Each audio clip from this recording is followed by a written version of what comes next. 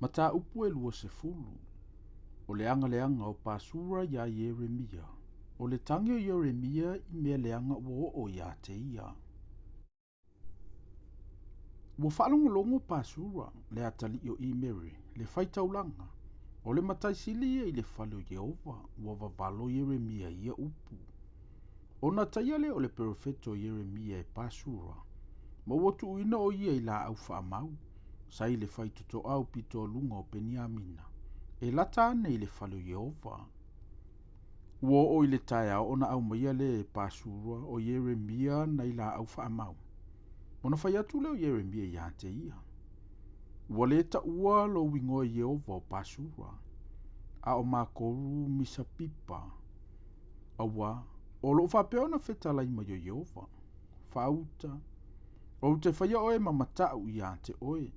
Mau o uma. E o te ilantou I le pelua e ita mai ia te ilantou. E iloa fo I e umata.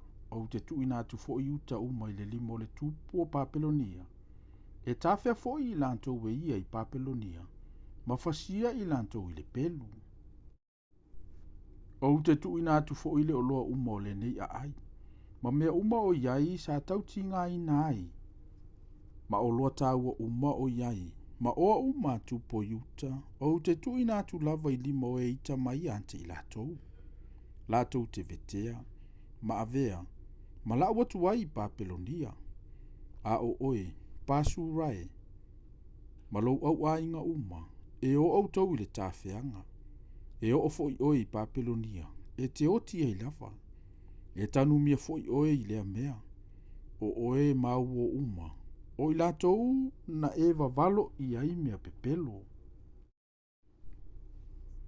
I au vai. Ua e whaole ole ia te au. O na whaole ole ina leo au. Ua siri ona e malosi ia te au. Ma ua e manu malo. Ua whaia uma mea e tapisa ai ia so uma. Ua tauemu mai ia te au tangata uma. Awa a utau talatu. Ua ou alanga. Ua ou vala au. O le sau waa ma le whaatafunanga. Awa ua avele fionga Yehova ma me whaalu mai na iau. Ma tau e mua ia so uma. Ona ou whaiantu lea. Ou te le tau tau wina o ia. Ma ou le toi tau tala ilona suafa. A olo uloto e peisia I o se afi mumu sa iai. Ua punitia I o uivi. Ua lai loa au I ono sai. Ua ou le mawhia lava. Awa ua au whaalongo I le whaaleanga mai a le toateli. Ua si o mia au I le matau. Ua whaiane I lanto. Ina au tau tau ina atu o ia.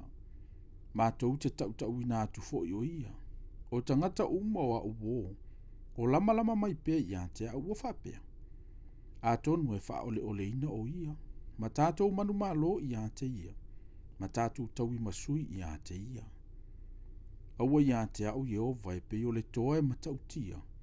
O le mele tau sua iai e o turilo mai ia te au. E le manu malo I lantou. E matua wha maina I lantou. Awa e le manu ia I lantou.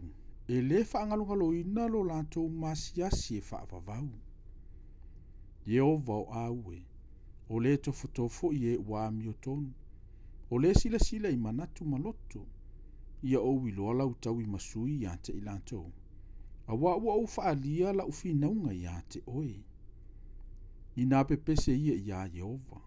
Ia u tau vivi I antu ia Yehova. Awa ua lavea ina ia ola le ua mativa I lima o e u. A mi o leanga. Ia whaafanoina le aso na whanau ma ia iau. Au le whaamanuia ina le aso na whanau ina iau e lo utina. Ia whaafanoina le tangata na avantu le tala I lo utama na whape atu. Ua whanau ia te oe le tamatane. Ua matua whaafia ia te ia. Ia avea le tangata e pei o aina whaumatia Yehova. Ma ua le salamoa I o ia. Ia whaalongo fo ia I le alanga I le tae au. Ma le vava o I le tūtonu o le la. Awana le fasiotia au ina o I le manava.